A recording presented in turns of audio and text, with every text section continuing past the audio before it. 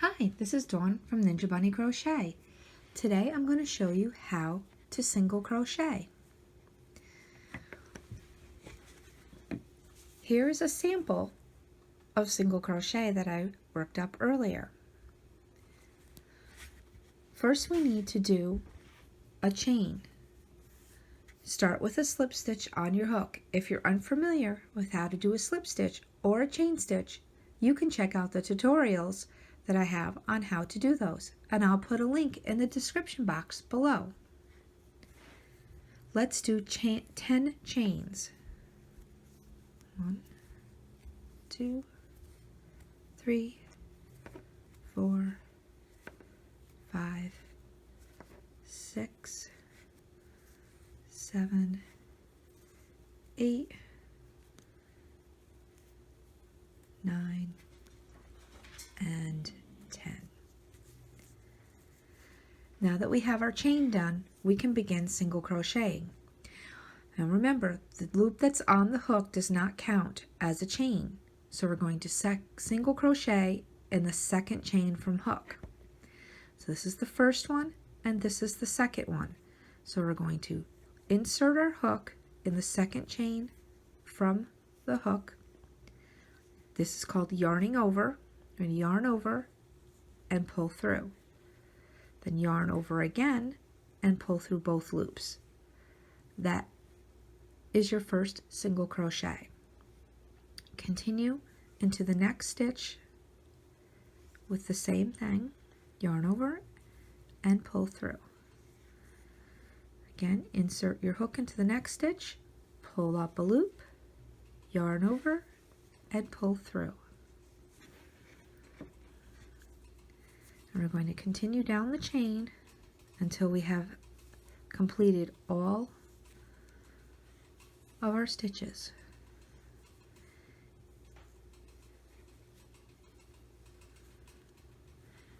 Now since we chained 10, we're going to have 9 stitches when we get to the end of our chain, because that first chain doesn't count as a stitch because it's called a turning chain. So no matter how many chains you do, you'll always have 1 stitch less when you're doing single crochet. So here we are at the end of our chain, and we should have 9, let me yarn over again, stitches.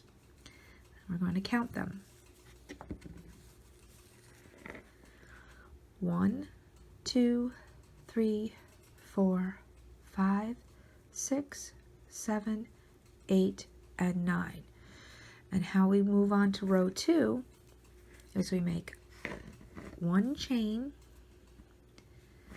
and turn our work, and then we're ready to make row 2. If you're unfamiliar with how to go into the second row, you can turn your work over to see the stitches. This is the turning chain and this is your first stitch. You're going to want to go into both of these loops.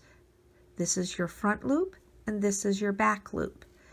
So when you go to make your first single crochet, you're going to go into both of these loops and pull up a loop like you did the first time when you're working on the chain, and pull through both loops. You're going to go into the next stitch and do the same thing. Again, if you're not sure where your stitches are, you can always turn and take a look, and you can see where both those loops are and insert your hook.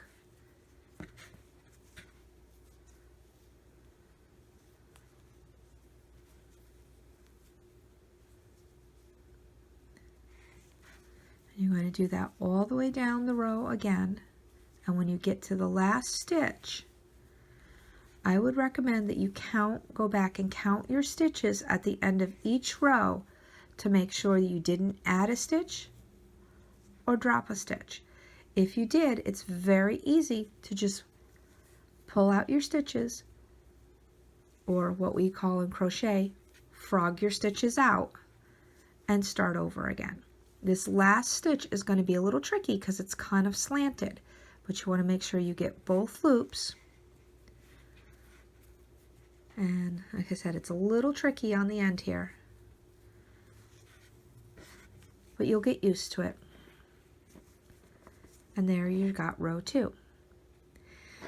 Now it suggests to make at least 5 to 7 rows when you're first starting out to practice. You can make more or less, whichever you want to do until you feel comfortable that you have mastered the single crochet. If you like this video, give it a thumbs up and hit that subscribe button so you won't miss any of my new videos when I post them. Thank you. Have a great day.